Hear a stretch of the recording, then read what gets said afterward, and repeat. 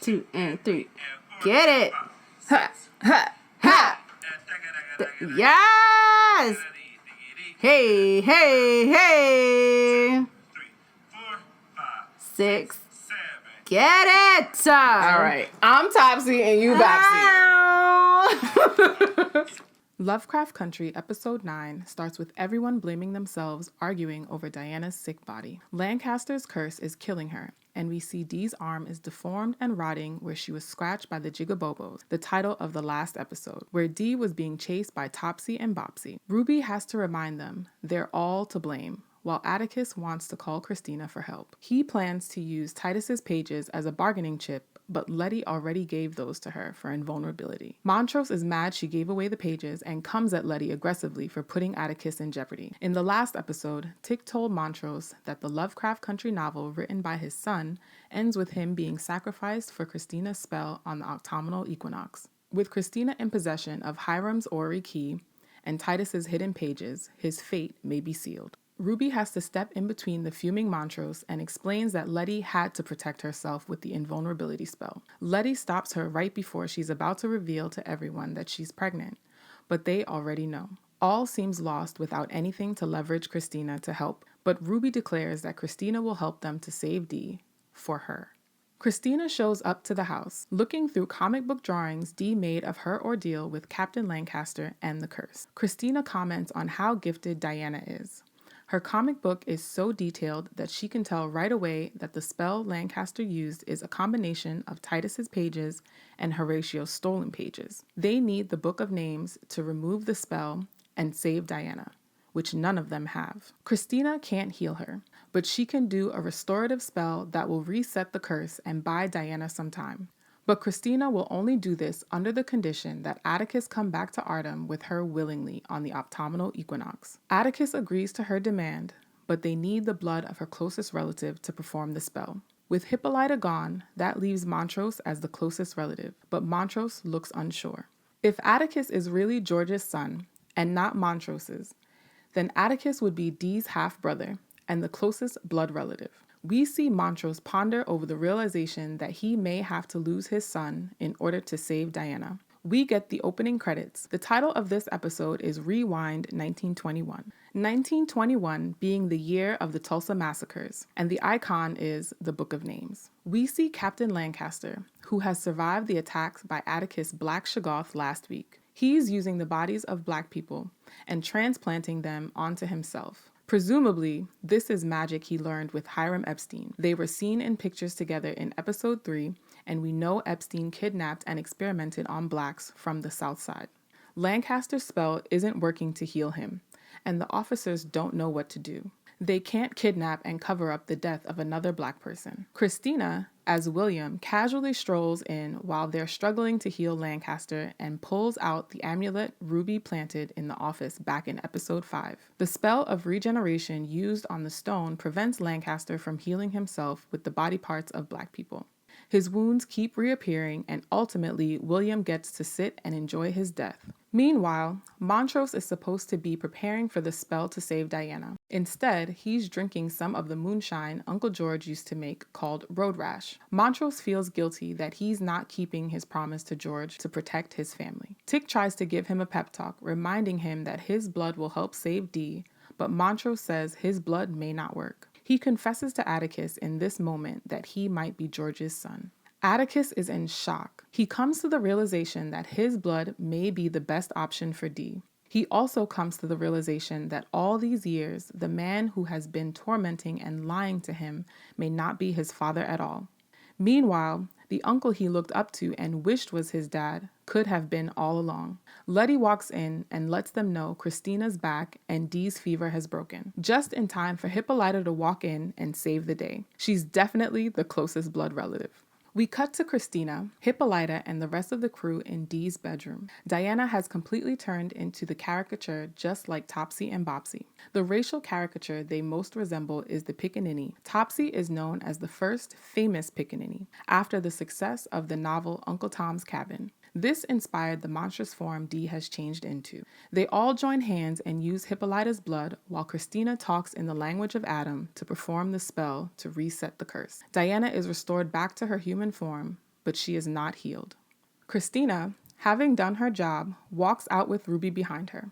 Letty warns Ruby not to trust Christina, but Ruby tries to convince her that Christina is not looking to harm either one of them. She reminds Letty that she was healed in Artem from Samuel's gunshot, and Christina gave her the mark of Cain for invulnerability.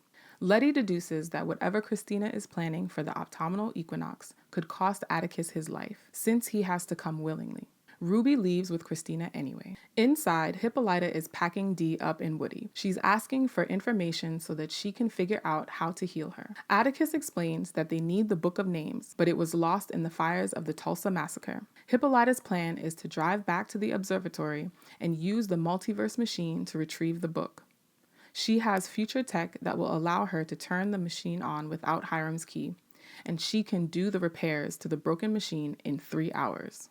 Everyone is really confused by Hippolyta. She explains to them that she was on Earth 504 for the equivalent of 200 years. As we learned in episode 7, she was able to name herself and transport to any destination in the multiverse. Infinite possibilities and infinite wisdom she plans on using to save her daughter. Back in Christina's basement, Ruby wonders about who Dell was. Christina explains that she was a groundskeeper who was put in a coma by Letty hitting her in the head with a shovel. Ruby questions Christina's motivations, if she's only with her as a backup plan to get Atticus. Christina explains to Ruby that she took advantage of the opportunity she saw and she does plan on killing Atticus on the autumnal equinox for her ultimate goal of immortality. But she claims she isn't using Ruby, and Ruby makes her promise not to hurt her sister.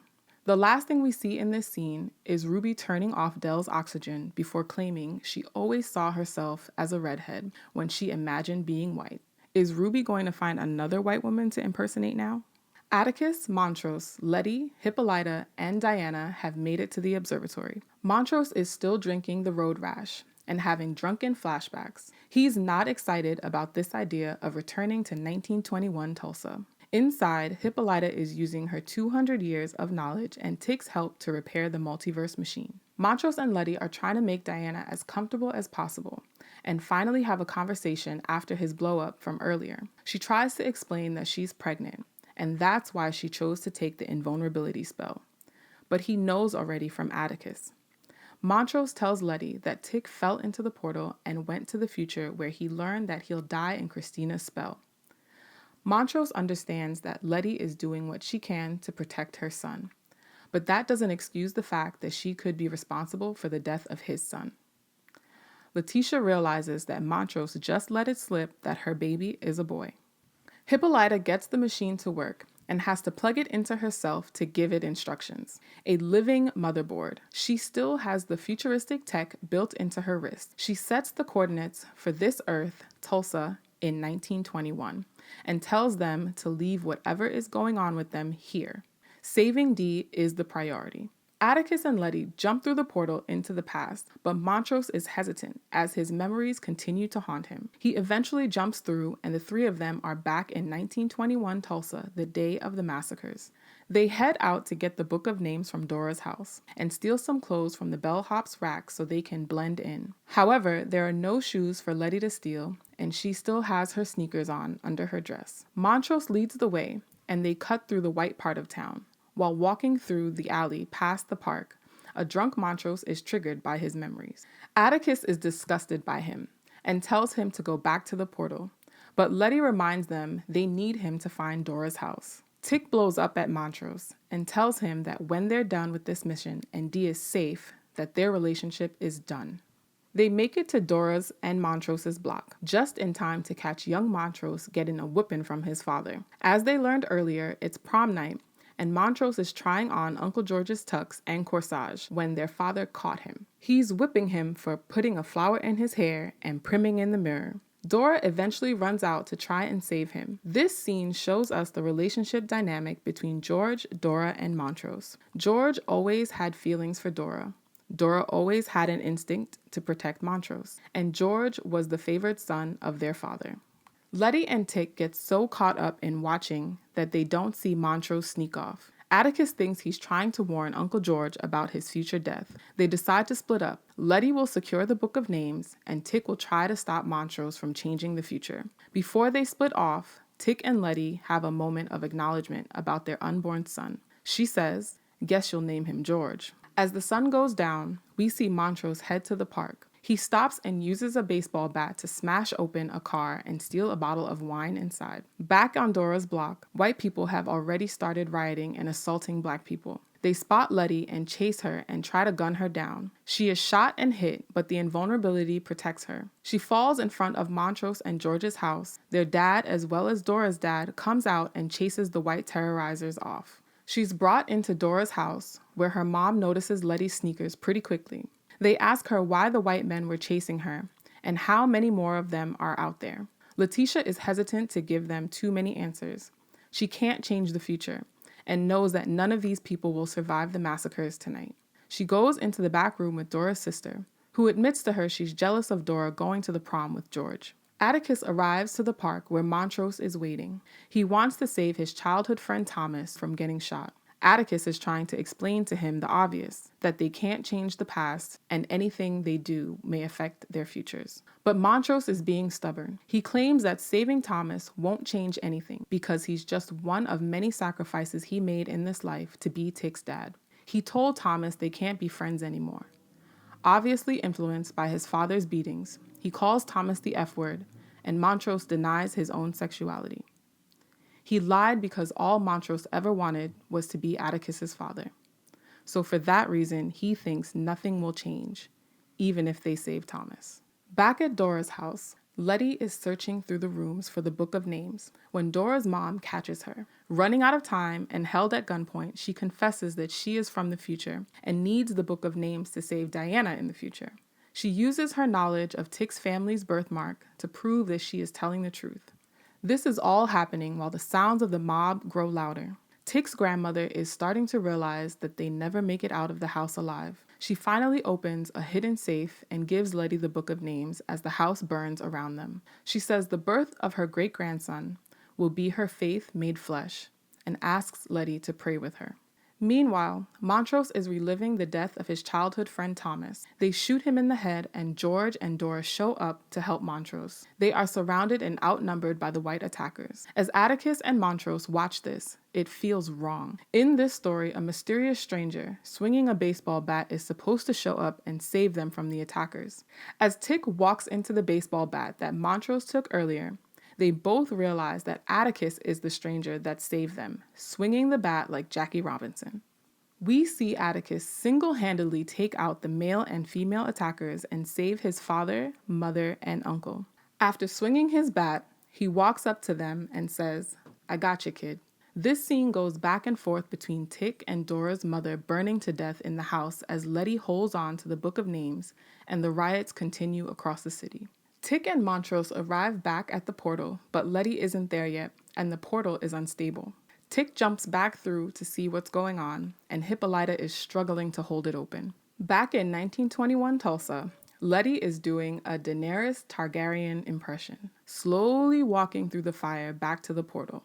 "Girl, what you waiting on?" While Montrose is just staring out the window, reliving the destruction and death of his friend. Hippolyta manages to reopen the portal, but it takes all of her power as we see her foaming at the mouth. As she screams, her hair begins to transform. She has become the real-life Orinthia Blue. Montrose and Letty finally jump through the portal and return to the present day. The mission is a success, and they've got the Book of Names, and that's how the episode ends. So what just happened? Diana was cursed by Lancaster, and they went to Christina for help. She used a spell that was able to reset the curse, but not heal Dee. The curse required the blood of Dee's closest relative, which led to Montrose revealing that George could be Tick's father. But just in time, Hippolyta returns from her journey to give her blood for the spell. Fresh from 200 years of living on Earth 504 and tapping into the infinite wisdom of naming herself whoever she wants, Hippolyta returns with a plan to save Dee. She uses Hiram's multiverse machine to travel to 1921 Tulsa and retrieve the Book of Names. Then they can cast a spell to remove the curse. So Montrose, Tick, and Letty have an adventure in the past, where they witness the love triangle between George, Dora, and Montrose, as well as his abusive relationship with his father. It all leads to a story we've been hearing and seeing since episode 1. George, Dora, and Montrose are saved by a mysterious man swinging a baseball bat who says, "I gotcha, kid," at the end. This mysterious man ends up being Atticus, traveling into the past to save his parents and uncle, which raises too many questions about predestination for us to answer in this video. Meanwhile, Letty was tasked with retrieving the Book of Names from Tick's grandmother. After meeting a bunch of Tick's family members who were destined to die, she eventually is given the book and walks through the fiery destruction of Tulsa to return through the portal. Hippolyta expended a bunch of her energy keeping the portal open that whole time, and as a result, was transformed into the real-life version of Arinthia Blue. Meanwhile, Ruby, who has completely aligned herself with Christina after she helped save Dee, has plans to transform into a white, red-headed woman. She has turned a blind eye to Christina's plans for killing Atticus in her quest for immortality, and just wants to make sure her sister is safe. That's it for episode 9. There's only one episode left of Lovecraft Country. How will the season end? Is Captain Lancaster dead? And what's up with the body parts? Will JR return to save Tick from the autumnal equinox? Let us know what you think will happen in the comments. And check out our video about the biggest differences between the book and the TV series. Thanks for watching The Chitlin Circuit.